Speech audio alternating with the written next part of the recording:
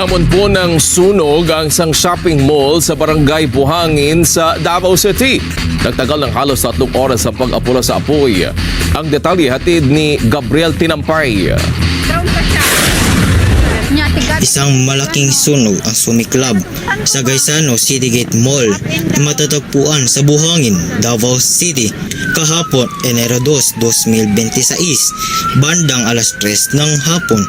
Umabot ng halos 3 oras ang isinasagawang pag-apula sa sunog matapos itong umabot sa ikatlong alarma bandang alas 5 ng hapon. At idineklara ng Bureau of Fire Protection na fire out ang sunog bandang alas 7:05 ng gabi.